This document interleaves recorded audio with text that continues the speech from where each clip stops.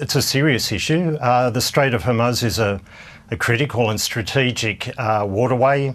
At its narrowest point, it's only 30 kilometres, 39 kilometres wide, so it's very high risk to attacks. And again, Shell and, as you said, the other suppliers of oil and petroleum are taking a very cautious approach to this matter. In an Australian context, it is very important. We receive approximately about 50% of our petroleum product from Singapore, and then the rest predominantly from other parts of Asia. But they receive about 40% of their supply of raw crude oil from the Middle East. So it's an area that we'll be watching of great interest. From a broader perspective of interest to our membership and the work we do, at this stage, the bunker fuels, the fuels used by other international vessels, is unaffected. So that's one encouraging element at the moment. Paul, what else goes through the Red Sea? Obviously, fuel and oil, different types of commodities, but what other items on the global supply chain are going through that very narrow channel?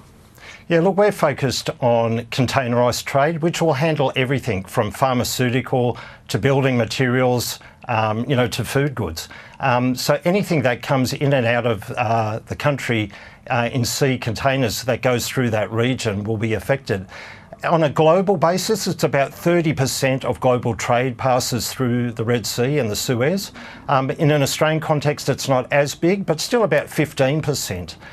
So what it is happening for our importers and exporters, luckily, or I shouldn't say luckily, thanks to the work of the international shipping lines, they are giving us an alternative. So we are seeing vessels now going around the Cape of Good Hope.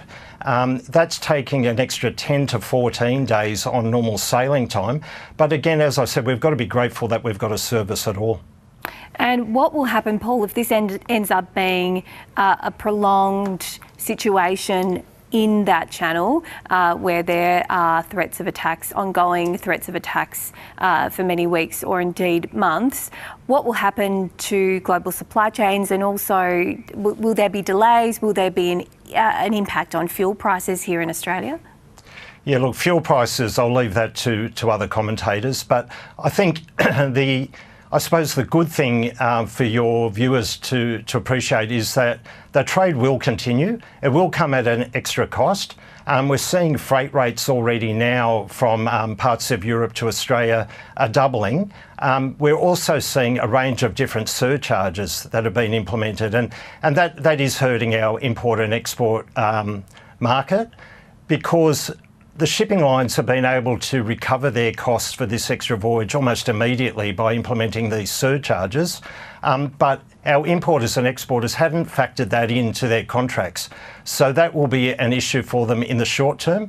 But in the longer term, assuming the hostilities do continue for an extended period of time, we'll see the international shipping adjust to these longer voyages. It will have a knock-on effect around the rest of the world because it will use extra vessels, extra sea freight containers, and we are seeing a shortage of empty sea freight containers in different parts of the world already as a result of this disruption. You add to the mix the industrial action that we've got here in Australia at the moment with DP World and the unions. You look at what's happening in the Panama as well, because we've got dry conditions there and the amount of vessels going through the Panama Canal have reduced significantly.